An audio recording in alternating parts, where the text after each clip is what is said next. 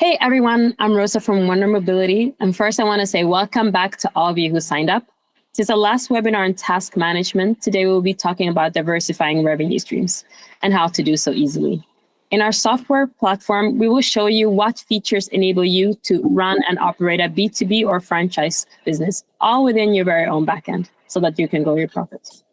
As more operators are met with less money in the market, cutting down on expansions and having to stay more lean within their organizations, today we wanted to demonstrate how you could maximize your revenue in a untraditional way within the mobility industry. So today I'm joined by Yohan Francis, product owner here at Wunder, who will give us more insights to this topic and how you can get started. So maybe you could briefly introduce yourself and your role here at Wunder? Absolutely.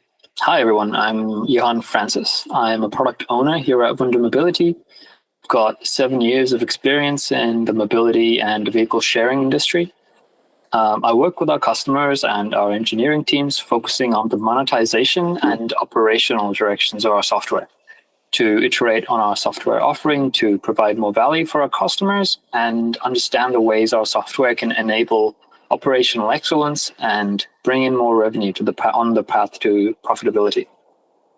And just a quick note for everyone who's watching that you'll be able to leave your questions right down in the chat, and we'll either get back to you during the webinar or as soon as possible after.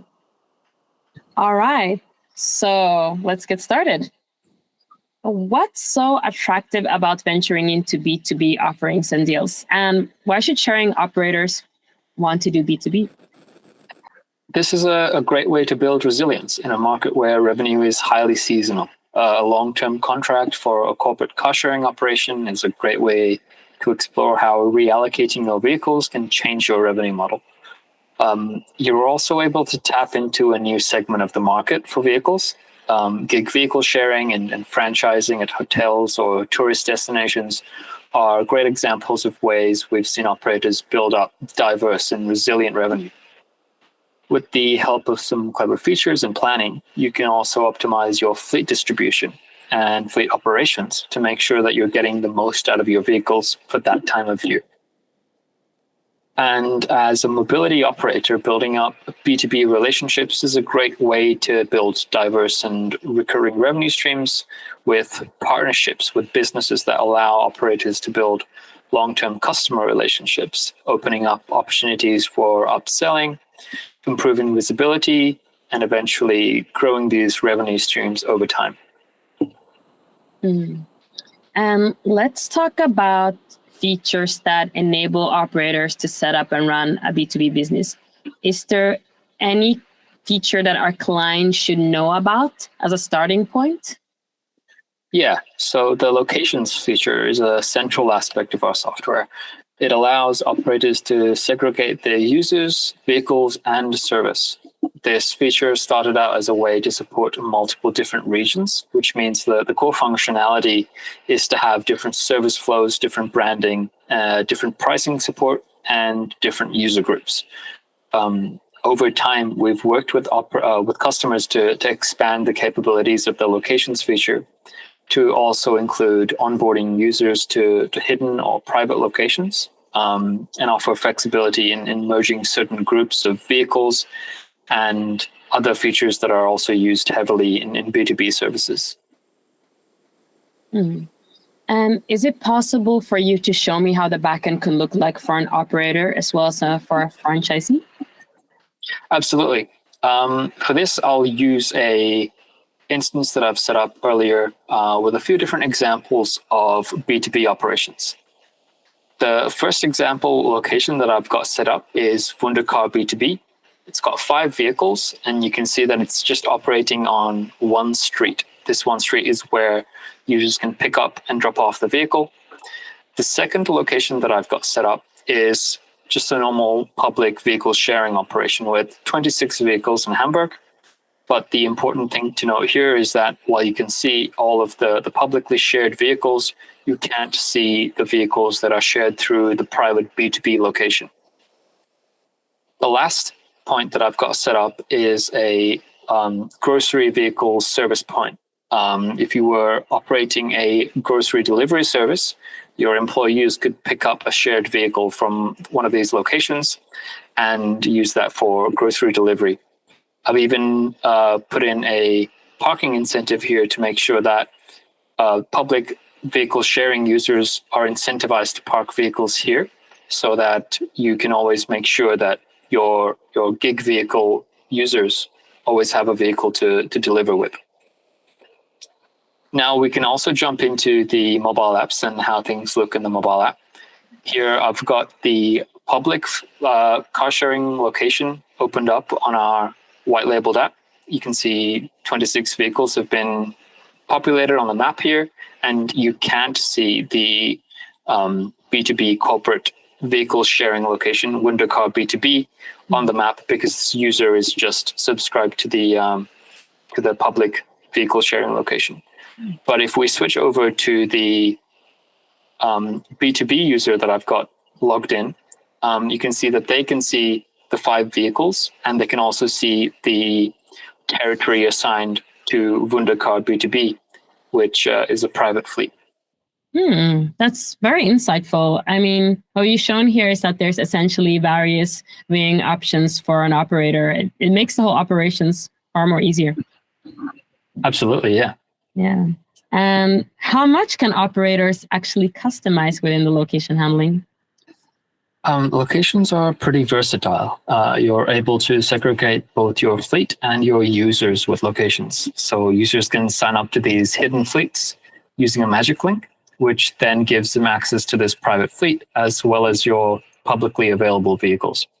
You can further fine-tune the fleet by specifying which locations are able to rent specific vehicles. So, for example, depending on my contract with a B2B partner, I could exclude their employees from renting vehicles in my public fleet, or I could allow them to be rented, and I could even adjust the pricing of the public fleet just for those employees. And how does pricing work? How did the cost between the operator and the franchisee work at a more granular level?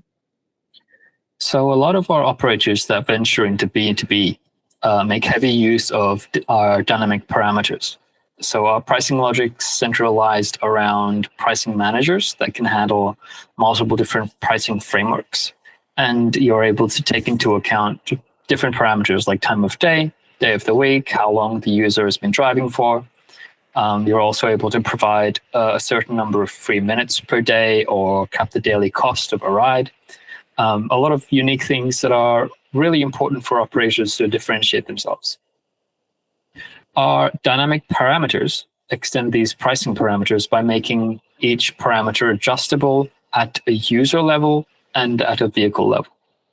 So what this means is that you can apply thresholds so that things get more cheaper or expensive over time or distance. You can adjust your pricing based on time boundaries and time frames, maybe based on off-peak times and peak times or days of the week.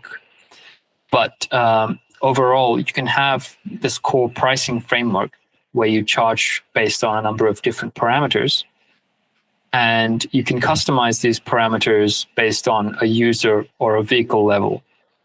And you can do that either through our API, or you can do that through our user interface. Another feature customers can leverage is Stripe Connect. So Wunder Fleet has the ability to configure different Stripe Connect accounts for each location. This is especially useful for franchising arrangements, where each franchisee can be set up with their own Stripe Connect sub-merchant, so that revenue can be shared according to rules that you can set up in Stripe Connect. So you can have a portion of fees transferred to the franchisee or even the account holder from the moment the customer is charged for their trip. It sounds like there are many different opportunities as an operator to customize accordingly. So thank you so much for clarifying. No problem at all. And we just received a question from one of our clients asking about how it would work or function if they were to start a bike sharing company for example, for food delivery. Is that something which you could explain in more detail? Of course. First, you would have to decide if you want to allow any of your vehicles to be used for food delivery or whether you want to set some vehicles aside for this use case. You could also, of course, do both. Then you'd set up a location. An example would be the grocery vehicle sharing location from the screen recording I displayed earlier. You can also incentivize the general public to park near that location to make sure there are plenty of vehicles for this delivery company to use. And then you can limit your food delivery drivers to the vehicles linked to this location.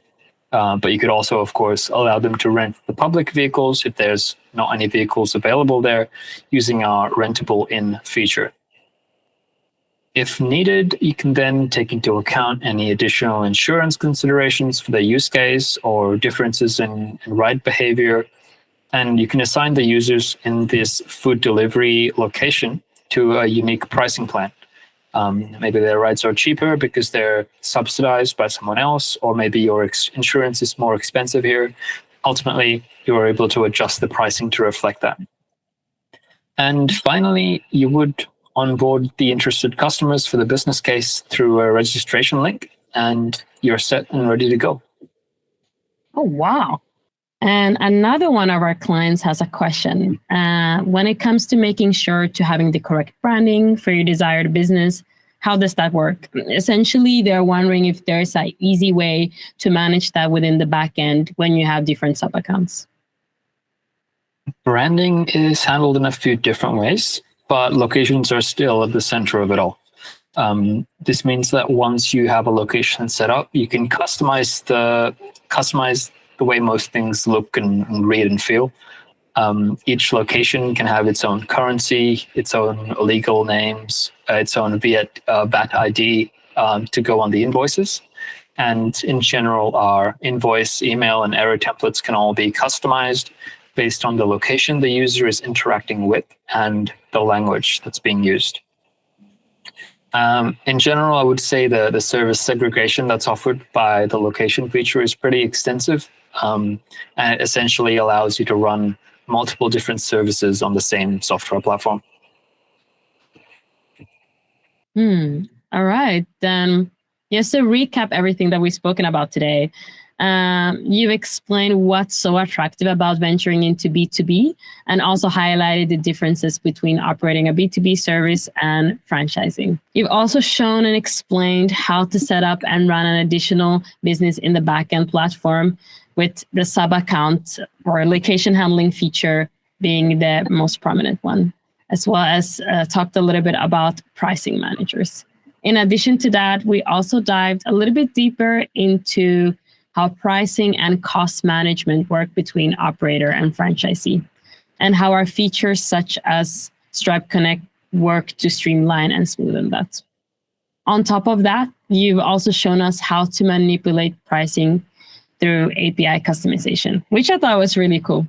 And you gave us some clear use cases from running a B2B delivery with bikes to how to run a B2B hotel business. And unfortunately, time is running out, but I just wanted to thank you, Yohan, for walking us through everything today and showing us how our backend features can look like and how our clients can essentially run their own B2B business. And I also want to thank everyone who watched us today and who asked some questions to us. For all of those we didn't get back to, we will get back to you as soon as possible right after the webinar. Bye, Yohan. Bye, Rosa. Thank you.